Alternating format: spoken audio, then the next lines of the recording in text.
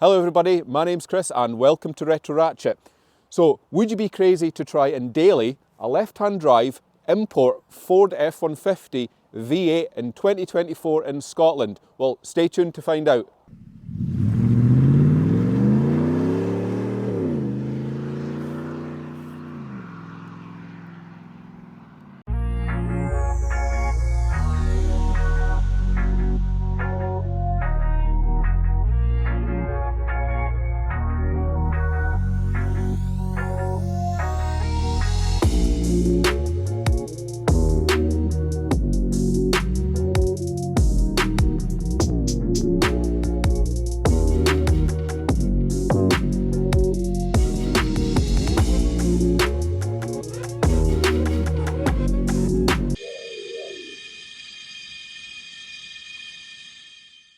If you've got an unusual car, anything retro or rare, and you'd like me to do a review of it on the channel, please reach out in the comments section. Right, let's get into this one. So first of all, for those of you not familiar with these, what are they? Well, it's a Ford F150. It's a 2009, so that makes it a 12th generation car. So it's actually Ford's most popular selling vehicle worldwide. There was something like 33 million of these actually sold since the late 1940s. So this particular one is fitted with a 5.4 Triton V8. For comparison, it's actually 2 foot longer than my Volvo XC90 and it's weighing in at 2.5 tons, so it's a total beast of a car. In today's video, we're joined by the owner Adam. So how long have you owned this for? I've owned this vehicle for 5 years now, almost exactly 5 years. So you'll know everything about it. You'll know it inside out because I don't know all the technical spec of these things. All I know is a V8 and it's very loud and it goes pretty well. So what can you tell us about the engine? Well, it's 310 horsepower, variable valve timing. It is a single overhead cam engine.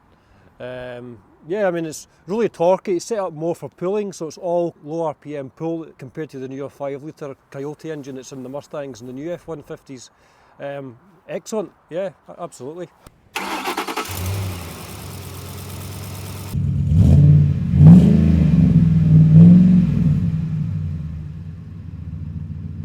I mean, I'd read it was a 3-valve head on that, and the last time I'd actually heard of a 3-valve head was on an old Rover 213 that I had years ago. It was a Honda setup, so I was surprised to hear that it had that on a modern engine as well as the variable cam timing. I mean, the Audi, the old A4, the 2.4, also has variable valve timing. And I suppose I just had it in my head that was mostly a Honda thing, but it seems loads of cars are actually fitted with that. So, well, that's it. I mean, considering that this goes back to 2001, around that time I think these generation of Triton engines came out. The variable valve timing didn't come until a bit later on, 2007, 2008 I'm sure, and it just gave it a bit more efficiency and a bit more power with it really.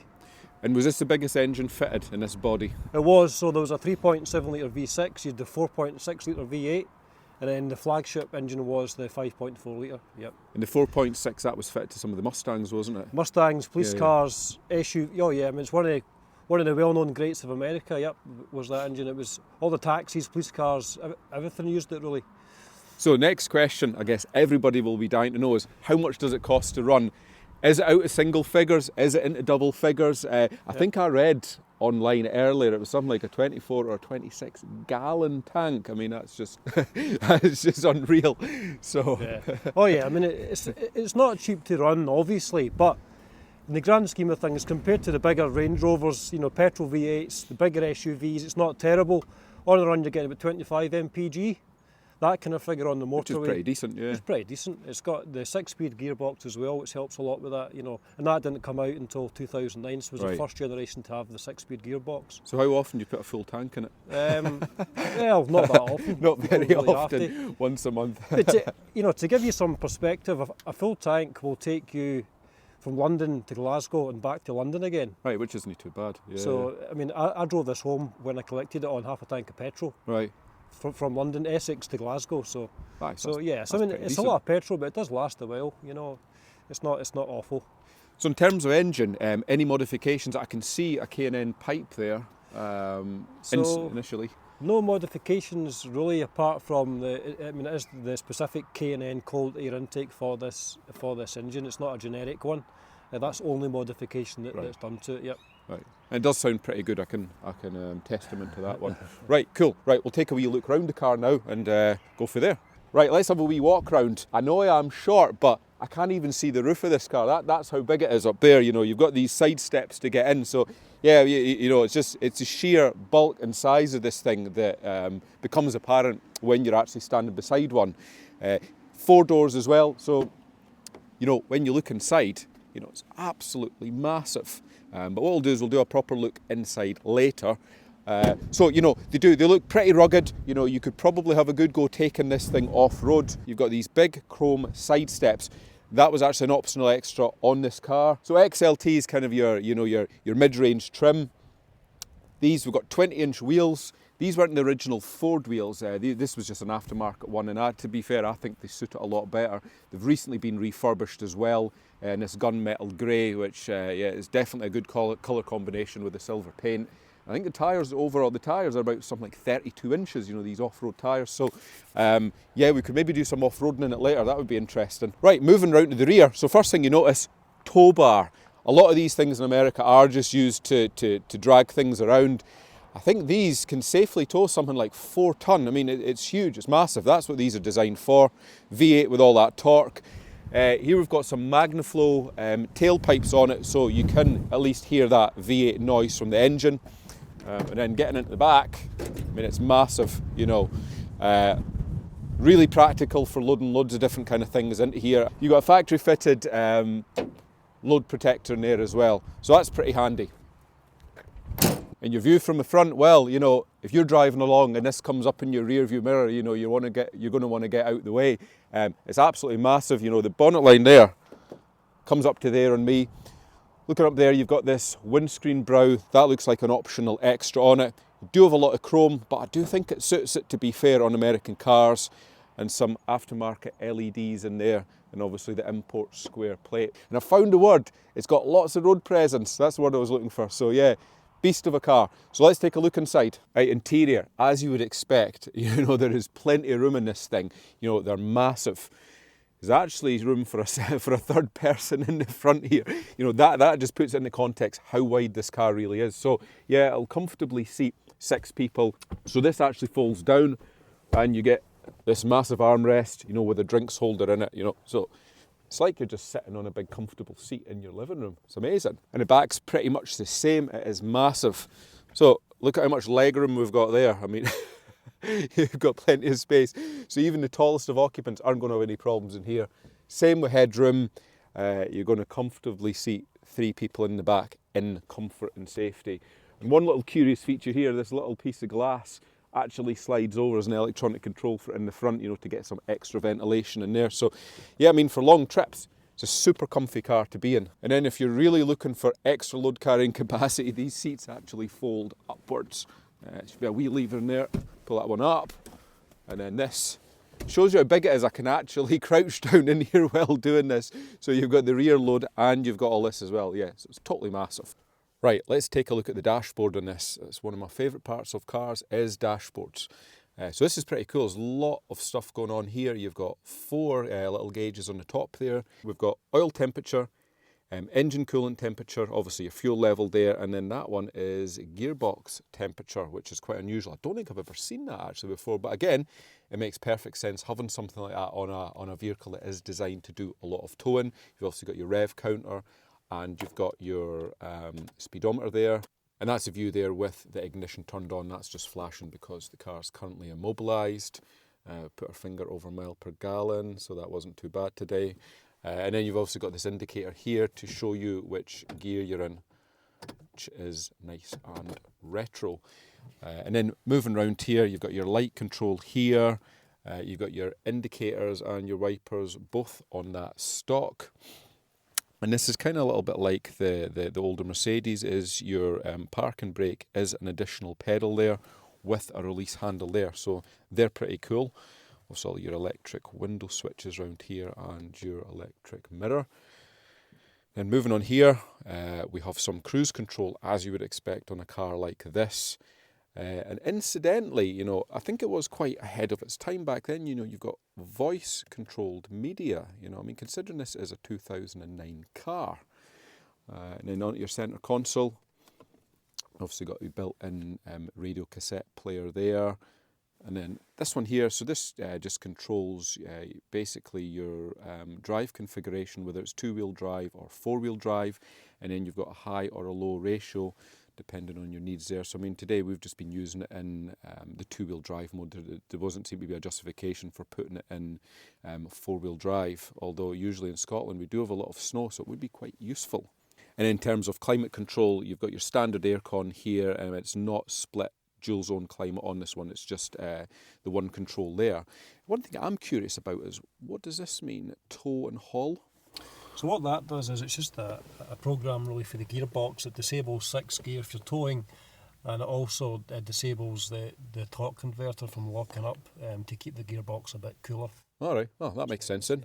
And then I've got another question. What is this one? So this one here looks like a little picture of your foot on a pedal with an up and a down. I don't think I've seen that before. Well, what that one does is well, again, it's quite a quirky feature that you could say that is unique to this. The pedals are actually height adjustable. All right. So if you pan down and hit the button, you'll see that the pedals will move up and down. Right, that's interesting. Let's try that one. The big luxury cars. Wow, look at that. You don't have that. I've definitely never seen that before. That is a first. And for someone with very short legs like me, that would be perfect. Yeah, I have to say I've never ever seen that before. The only thing I've seen that is similar, I mean, it isn't to do with the actual pedals, is on some of the earlier Jags. It's an electric control for the steering. But yeah, that is pretty cool. You know, I like that. Right, so we know what that one is. But so I mean, yeah, I mean, it's a mid-range model, this one, but it does seem to be packed full of a hell of a lot of kit and quirky things like that. And specifically, you know, if you are doing off-roading and things like that, you know, you've got these different settings, you know, to fit in with what you're doing. So yeah, I think it's packed full of stuff. This nice big comfy armrest in the middle here. Yeah. So that's impressive. I like that. Okay guys, so this is a bit that I've been looking forward to, driving it. Also dreading it a wee bit because it is massive and it's left-hand drive, and it's probably been about 6 months since I've driven kit. It does take a wee bit getting used to getting back in a left-hand drive again, but I'm sure we will be fine. Right, so column shift, so that's pretty cool. And then we go down into drive. Right, let's get into it. So what is the backstory on this one? How did you end up with a Ford F150? I mean, is this your first taste of American car ownership, or have you had other Yank cars in the past? So with that one, I've actually had a few American cars. I've had a Trans Am similar to the one that you have, kit. All right, is it as rusty as kit? Did it have a floor in it? No, that one was solid, thankfully, because I'm not a good welder. So had that, had a Dodge Ram before this one. Wasn't overly impressed with the quality of that vehicle really, and then spent quite a bit of money getting this one 5 years ago. It was the kind of the newest, lowest mileage car that I'd ever got. It's like 25,000 miles on it then. So yeah, I mean it cost quite a lot of money, but I feel it's been worth it. You know, it's been very reliable. Not had any major issues with it and things like that. So yeah. So was it specifically an F150, or was it just another one on your kind of bucket list that you thought, right, I'll try one of them, or was there a specific quality of this that you thought, right, I need to have this for the engine or the looks, or the whole stance and appearance of it? I'd had the Dodge before, as I say, and I did want to try the Ford this time because I wasn't overly impressed with the quality of Dodge Chrysler products. And this one came up. Wasn't specifically looking for a silver truck as such or anything specific to this one, but it came up in London for sale. Right. It had low mileage. It seemed to have been very well looked after. It was from Tennessee, so it was a dry state. Wasn't rusty at all. Literally as new underneath. So I thought it would be a good shout. Yeah. And what mileage were on? What, 63,000? 63,000 now, and I got it at 24,000. Oh, right. So God, you've done 40,000 miles. That's 40,000. That's a lot of petrol. I was going to say, have you worked out how much petrol you've used in it? Yeah, it's a lot of petrol. I don't want to know, to be honest. Sorry, guys, for my lack of attentiveness and conversation on this. I'm focusing most of my efforts on keeping it within the white lines and not clipping anything. So we'll cut in and out on conversation as we go. But yeah, just that's the first thing, just familiarise yourself with left-hand drive. Again, you're constantly rechecking your position, you know, that you don't usually do when you're in a right-hand drive car. So yeah, you really have to be switched on driving something like this, because all it takes is just a little bit further over than you normally are that you can get away in your own car. You won't get away within this. You'll clip the side of something coming the other way, which would not be good. So specifically, you know, what made you choose a pickup? You know, you could have had another Trans Am, you know, spent a few years welding, something two-seater like a Corvette. So what made you choose the probably one of the biggest American cars on the road? Well, I was looking for something with a bit more space in it, just to use as a kind of a daily driver, if you like. 5 seats, 5 doors, things like that. Do a lot of towing as well. We've got horses and livestock and things like that on the farm, so the F150 ticks all the boxes in terms of capability as well with it. So yeah, that's one of the reasons why I decided to go from a normal car or a sports car, you know, and go for the pickup instead. Right, that makes sense, yeah. I mean, I guess, you know, it is ideal, like we said, for the towing capability, and I suppose why settle for something diesel and boring when, yeah, you know, it's maybe going to cost, I don't know, 10 mile per gallon more. You've got that soundtrack, you've got something fairly unique with great presence on the road. Absolutely, yeah. I mean, so far, you know, I've only driven it a few miles, but you know, it's a super comfy big thing to be driving. And well, I mean, that's it. I mean, the diesel pickups in the UK, you know, the Navara, the Ranger, etc., the MPG is terrible anyway. So, you know, I mean, because they're doing 30-35 MPG on diesel. So if you're getting 20-25 in petrol, it's a bit cheaper the fuel to buy in the first place. You know, it's not too bad. Yeah. You also don't have hassle with DPFs and all the kind of modern stuff with that as well with it. So yeah, I mean, there is an argument for it. And also, of course, ULEZ compliant, you know, so you can drive this anywhere you want. So if you'd went back 5 years, you'd have bought another one. I assume you would have, because you've kept it so long. Would you have got a different model with a different engine, or this exact spec if you'd done it all over again? Well, I mean, I suppose it's a harder question to answer because it is an import. You don't have a massive choice, you know, the way you would have with a normal European car. But yeah, I mean, I would 100% buy this again. I mean, I've been all over the country in this, driven it to London several times towing. You know, excellent vehicle. I would recommend it to anyone. Right, so let's try a bit of kick down here. We're at 50 mile an hour, pulling the motorway. I mean, that sounds glorious. It's probably just cost us a £5, but you know, I would say it's probably well worth it. It's a really nice distinctive tone you get off the exhaust on this. It's quite unusual actually. Yeah, I mean, it presses on nicely, doesn't it? Yeah, it's a lot of low down torque. It's obviously got the upgraded exhausts on it, but I mean, we're sitting here at 70. I mean, God, I mean, it's not long past idle there. We're at what, just over 1500 revs, so it's not drony at all. But you know, when you do give it some, you get that lovely soundtrack. So yeah, quite impressed with that. I'm sure we'll do another few pulls as we get along the journey, as it's not my petrol. But yeah, it's sitting on the motorway here, you know, where it's a super windy night, 65, 70 mile an hour. The sheer weight of this thing, you know, it just isn't getting blown about. You've got this amazing commanding view of the road, you know, you're sitting so high up. The suspension, you know, it's soaking up all the bumps and things really well, so it's a very relaxing thing to drive along the motorway. I'm sure, you know, that's probably what they're designed for in the States, you know, covering hundreds and hundreds of miles a day without getting tired or fatigued driving them. You actually bought it in the UK, you didn't import it. Was there a reason why you didn't just look on American eBay and pick one that was maybe the colour you wanted or a different engine? What was the reason for that? Yeah, I mean, I suppose mainly it would be down to cost. I mean, to import one, it would cost a lot more, I reckon, than buying one already in the UK. I mean, this truck came from David Boatwright Partnership in Essex. Right, okay. They're a very respected American car importer and reseller in London, so... Better come back if there was an issue then, I guess. Absolutely, yeah, great that reputation. Makes sense. And they sold it the first time and they actually got it back again, and then I got it. Right, okay. So that was the story with it. But yeah, I mean, I would consider importing one, but you would need a considerable amount of money to get that done and to get the spec and things that you wanted. So yeah, I mean, it's an option in the future, but I don't have any immediate plans to sell this one and import another one or anything like that. Yeah. I mean, I guess that was similar with me and Kit. You know, there was tons of them in America. Well, when I say tons, there was maybe like 2 or 3.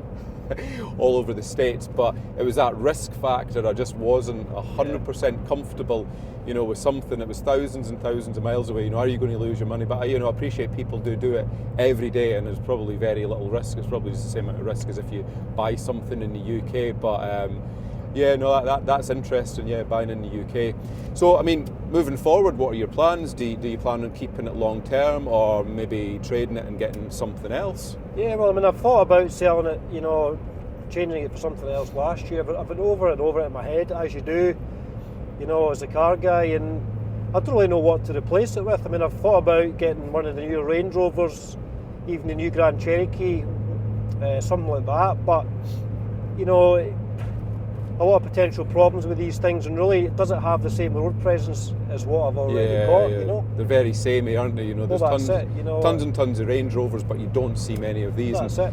I don't know much about these, but I would hazard a guess, if you did have an issue with the engine, it's not as complex as maybe a newer Range Rover would be. So it's obviously expensive to run on fuel, but then you make back on that where you're not doing a lot of expensive maybe suspension repairs, ECU related repairs, kind of thing. So it's, it swings and roundabouts.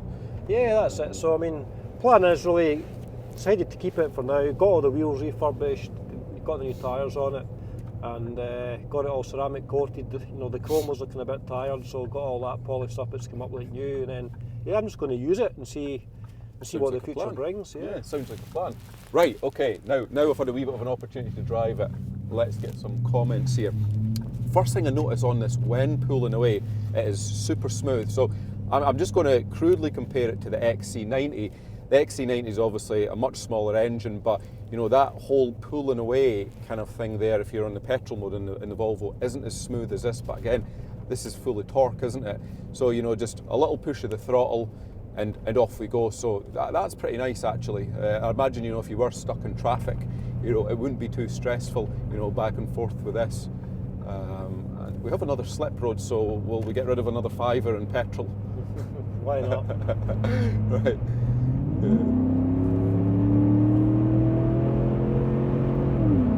So I think the red line's maybe 5,500, something like that.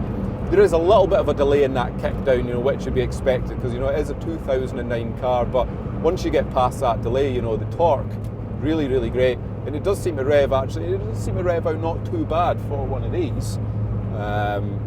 But yeah, I wouldn't fancy doing that too often because it will cost a fortune. I'm certainly not filling up that 26-gallon tank, that's for sure. But yeah, lovely sounding thing, very relaxed. These are obviously not set up, to be racing in, to be, blasting them through the gears. They are a cruiser, they're a relaxed cruiser.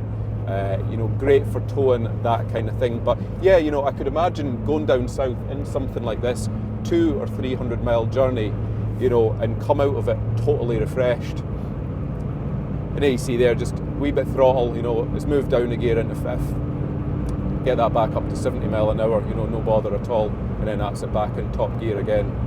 So yeah, nice relaxing thing to drive.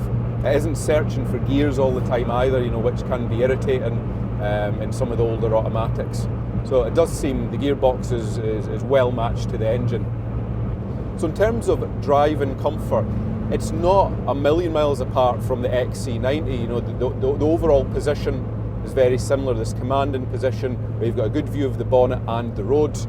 The seats in this are obviously vastly different. The Volvo's one being a more modern car, they're a lot firmer, you've got a lot more adjustments, but I wouldn't necessarily say they're a lot more comfortable. It'd be interesting to do a long journey in this, and I do find, personal choice for me, older cars have more comfy seats. Older Volvos, for example. But yeah, like I said, I've only driven it a short while, but it's not an awkward driving position. It does have quite a big steering wheel. Again, that is in line with older cars. That's probably only my one comment to make. It is that typical generation of car, where it is a bit like driving a bus. And then there, a gunmetal grey XC90's just past us, and you know what? It looks so small in comparison with this. I'm looking down here thinking, yeah, that's actually quite a small SUV when it isn't. That's a full size. So that's bizarre. So here's a wee interesting fact. If you were going to do a top speed run in it, which we're not planning on doing, because we would run the local petrol station out of fuel supplies. These are actually limited to 95 from the factory. So yeah, we get to 95, hit a wall, and that would be it. Yep. But to be fair, you know, it's not the kind of car that you're going to be wanting to set at 120, 130 mile an hour in. They're just not that kind of beast. So yeah, factory limited speed. Right, so we're going uphill at the moment.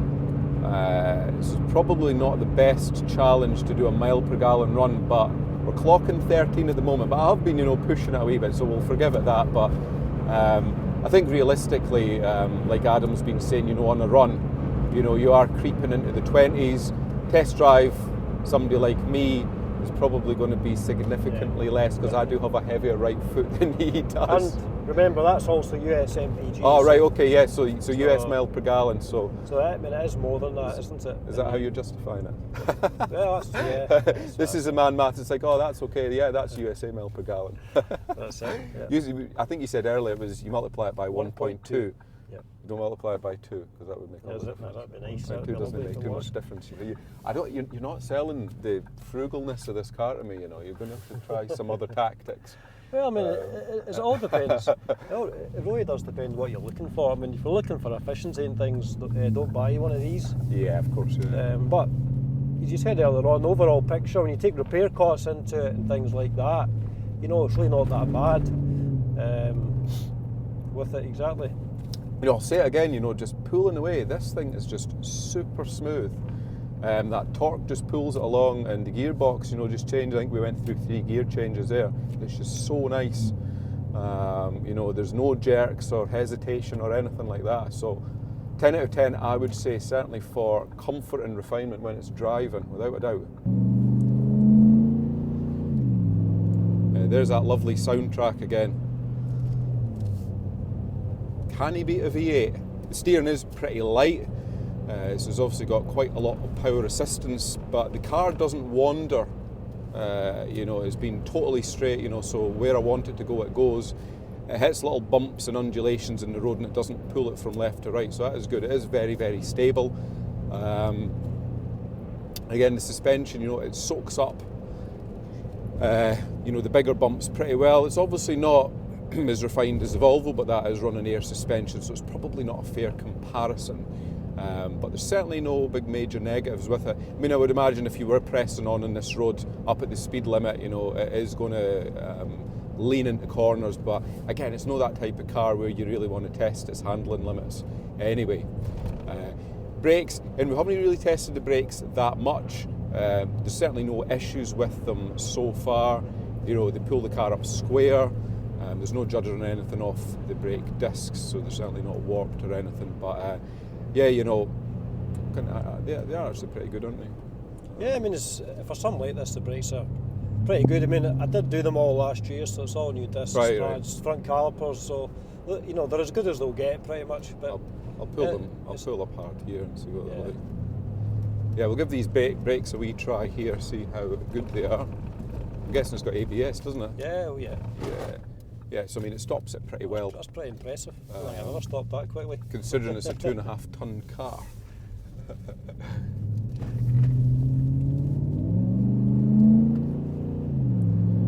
Yes, I mean, that nice torque band there, around about 3,000 revs. You know, you can just sit with your foot, part throttle, and it just wafts along. You know, you don't really need to go into kick down all the time. If you push on, I mean, if you push on at the speed limit, I mean, you can do it. You know, it does. The handling's surprisingly good. Once you're used to it, obviously, it does take a bit of time, but it's by no means the worst vehicle I've ever driven handling-wise. Yeah.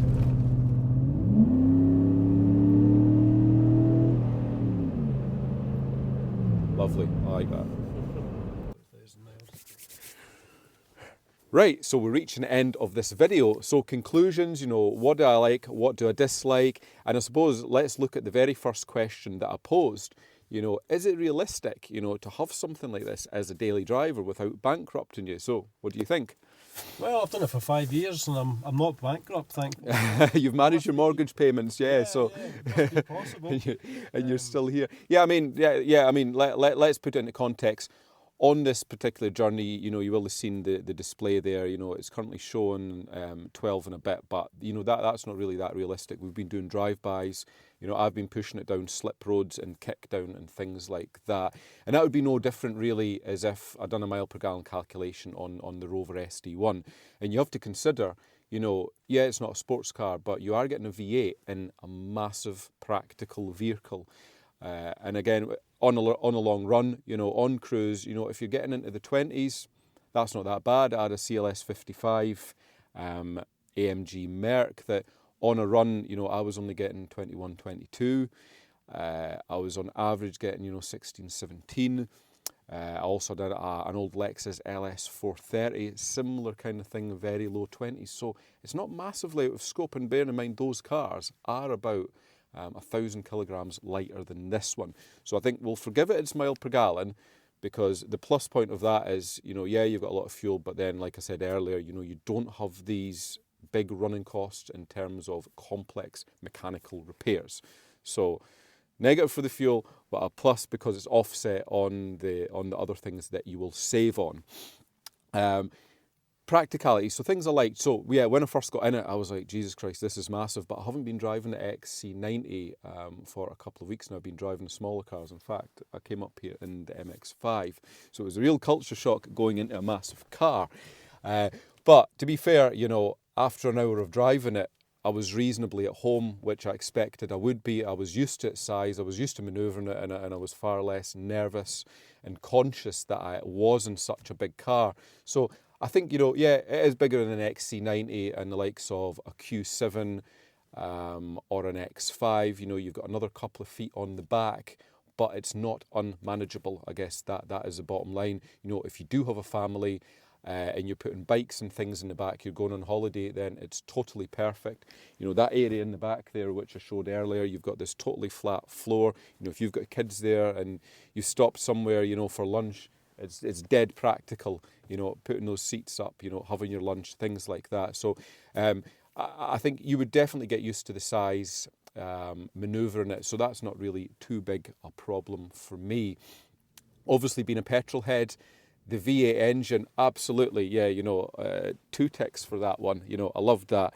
I think everything worked together very well. I think the gearbox worked well with the engine. So despite it obviously not being like an 8-speed modern BMW box in terms of the speed of its shifts, it is a 2009 car and it does fit the torquey nature of this engine really well. So I think as a package, it works together very well. Going into kickdown, yeah, you've got that tiny little bit of a delay, but you tend to get that with anything this age. And then you get obviously that lovely soundtrack, you know, once it does kick down and it gets up the rev range. But for me, you know, I think, you know, if this was mine, you would just be plodding around the 3,000 RPM range. You know, you wouldn't be flooring it all the time. It kind of defeats the purpose a wee bit. So, you know, gearbox and engine, they just fit together really well. And I think 310 horsepower, you know, it's adequate for something this size. You know, you can still hustle along a decent, fairly respectable speed in it. You're not going to be doing any 0 to 60s in it. I don't even know what the 0 to 60 is. Do you know what it is? I think it's about 8 seconds. Yeah, so I mean, that's still all right, you know, for a 2.5 ton pickup, you know, that is shaped like a tank. So styling, I think, if you've watched any of my XC90 videos, my opinion on styling of these type of things is you either buy something huge like this, like an SUV, or you buy a standard saloon car. Mini SUVs and things like that, they're just not for me. I think you either have to go all in, get something huge, or not bother and just get something, you know, like Mondeo size car. The ones that are in between, they just don't work for me. But the styling for this, nice square lines, macho kind of styling on it, you know, great road presence. So yeah, I really like that side of it. And it does seem to be very well spec'd up. And here, you know, there's not much that's missing. Only thing it misses for me is a heated steering wheel, but you didn't really get them back in 2009. I've kind of gotten used to that with the Volvo, you know, on these cold days. But all the stuff that you need, cruise, and adjustable pedals, that's just so cool. Everything else is kind of here. And then obviously the music system is dated, as you would expect. But, you know, you can just plug in a little Bluetooth adapter It does actually have Bluetooth audio. Oh, sorry, right. You did actually say that, and I've overlooked that. So it's got Bluetooth audio standard. So I mean, how many cars do you know from 2009 that have Bluetooth audio standard? Probably not that many. You know, it was a thing in 2019, but yeah, going back 10 years further than that, you know, that's pretty impressive. So, trying to think, what do I dislike about it? That's probably a tough one. I've not spent enough time with it to really figure out what I don't like about it. I've seen all the highlights. I've heard the engine note. Well, dislike, I mean, well, I suppose if I'm pushed, it would be the 20 odd gallon, you know, fuel tank. That would be a bit of a killer. But you can't have always. It isn't really going to be depreciating either, so that's another thing. If you talk about depreciating of Volvo XC90s, we'll probably not go there. That would probably be numerous tanks and lots of tanks of petrol in this. Well, I mean, it's a valid point. So, I mean, you mentioned fuel costs. This car's pretty much worth what I paid for it 5 years ago now. yeah, exactly. Yeah, so you've ticked that off the list. So, yeah, you know, I don't know. I quite like it, to be fair. I think it would be interesting to see what some of the higher spec ones are like, you know, with all the leather and stuff like that. That would be interesting to see. But yeah, I mean, there's no real negatives. I haven't got into it and said, yeah, I really dislike this or I really dislike that. One thing I could maybe say is, you know, the trim, yeah, it doesn't have the leather, you know, so that is a little bit more basic, but it is a mid-spec, you know, a mid-range model. But overall, I think it's been great. So, put in the comments, what do you think? You know, are you going to go out shopping tonight on eBay and see how much they're selling for and see if you can maybe sneak one into your collection? Possibly. I definitely have no more space. I'd have to start stacking cars on top of it. Maybe stick the MX-5 in the boot, maybe, you know, if I was to get one of these. But yeah, no, it's been a great experience, and, you know, thanks a lot for giving me the opportunity to drive it. Really appreciate that. You know, the channel has grown nicely, and without help from people like you, you know, I wouldn't be getting these cars to review. So thanks very much. It's really appreciated. And let me know if you want your car featured, and please remember to like and subscribe. You must subscribe, and if you've made it this far, definitely subscribe. See you all for the next one.